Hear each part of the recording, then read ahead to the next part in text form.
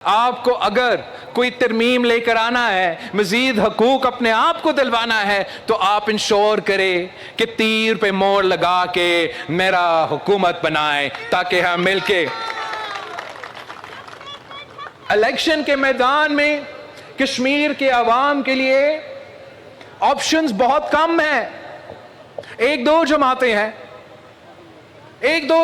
हैं, एक Pakistan peoples party है और दूसरे हमारे दोस्त मुस्लिम लीग नवाज है। अब फैसला आपने करना है कि चाहते क्या है।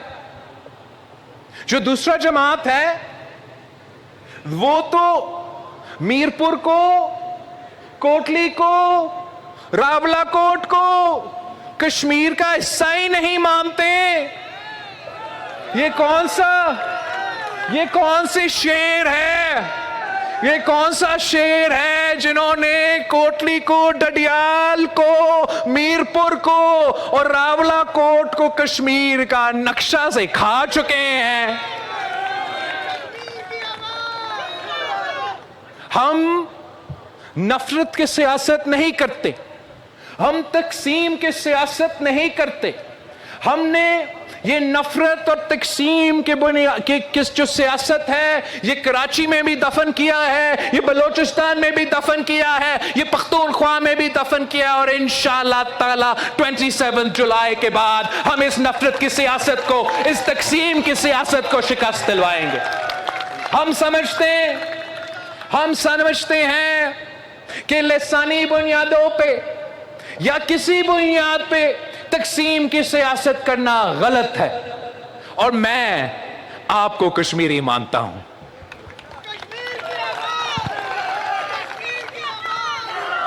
ये किस किस्म, मतलब ये तो इतना बड़े बात, इतना अहम ओहदा पे कौन कह सकता है, और ये कैसे मुमकिन है कि 30 दिन गुजरने के बाद वो वजीर साहब वहीं के वहीं।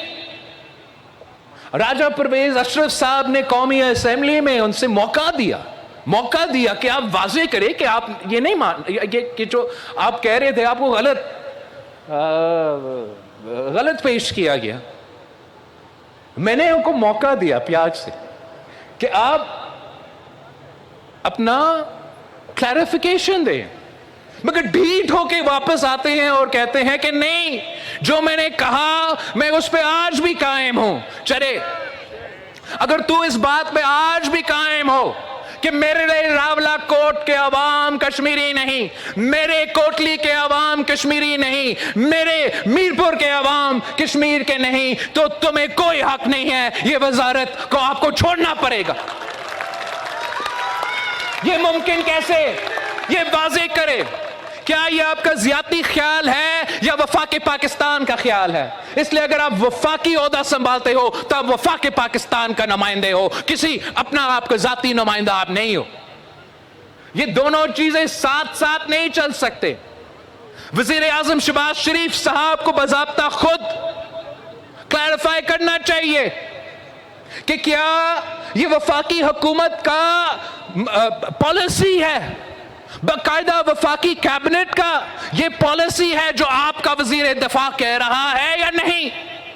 अगर आपका पॉलिसी है तो रखें उसको, अगर आपका पॉलिसी नहीं है तो लात मार के बाहर निकालो। कश्मीर के अवाम को, आप कश्मीर के अवाम के साथ ये नाइंसाफी हमसे बर्दाश्त नहीं होता, हमसे बर्दाश्त नहीं होता। इनका ज़हनियत ऐसा ही है, पता नहीं ऐसे कैसे, ऐसे क्यों, लेकिन है ऐसे।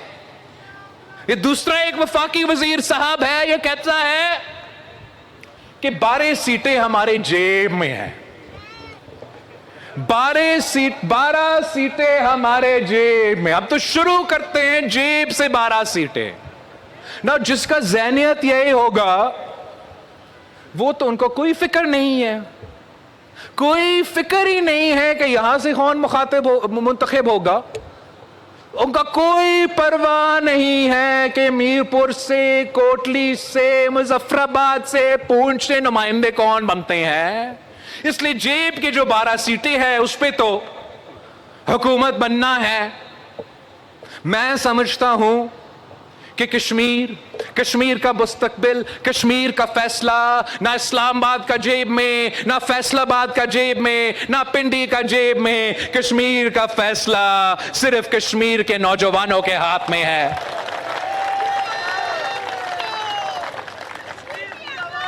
और इंशाअल्लाह ताला जुलाई 27 को इंशाअल्लाह ताला ना सिर्फ आजाद कश्मीर से ये फैसला होगा, ना सिर्फ आजाद कश्मीर से ये फैसला आएगा, ना सिर्फ आजाद कश्मीर में हम शेर का शिकार करेंगे, मगर इंशाअल्लाह ताला जो मुहाजिरीन के सीट्स है जो पाकिस्तान भर में हैं, जिनका आखिरी इलेक्शन है, इंशाअल्लाह ताला वहां वो पाकिस्तान पीपल्स पार्टी को भी वोट देंगे।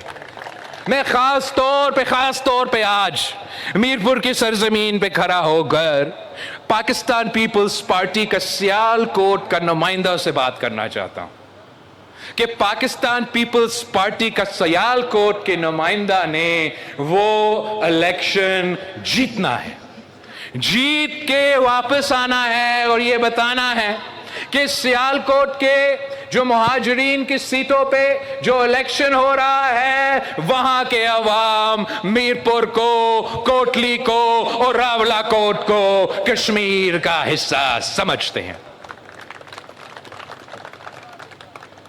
जुलाई 27 को जो अहम तरीन इलेक्शन होना जा रहा है, उस इलेक्शन में इंशाअल्लाह ताला पाकिस्तान पीपल्स पार्टी ना सिर्फ जीतेगी मगर जीत के एक बार फिर तारीख रकम करेंगे और जो आपके हुकूक रहते हैं, कायदे अवाम ने आपको हुकूक दी, शहीद मोहतरमा बेनज़ीर भुट्टो ने आपके हुकूक दी, सदर जरदारी ने आपको हुकूक दी, जो हुकूक रहते हैं इंशाअल्लाह ताला वो मैं और आसिफा मिलके आपको दिलवाएंगे। ये मेरा आपसे वादा है। मैं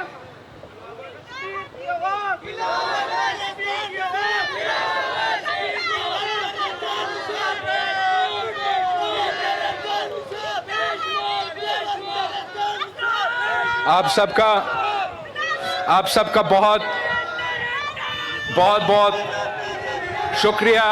मैं ख़ास तौर पे टडियाल के अवाम से दरख्वास्त करता हूँ कि मेरा उम्मीदवार अज़फ़र शाहिद को आपने भारी अक्सरियत से मुंतखब करवाना है, आपने भारी अक्सरियत से मुंतखब करवाना है ताकि मैं आपके मिसाइल हल कर सकूं, ताकि मैं आपको हक हाकिमियत, हक मलकियत और हक रोजगार दिलवा सकूं। मीरपुर का निशान क्या, कोटली का निशान क्या, मुजफ्फराबाद का निशान क्या, पूंछ का निशान क्या? कश्मीर जिंदाबाद, पाकिस्तान पाइंदाबाद। जिए भुट्टो।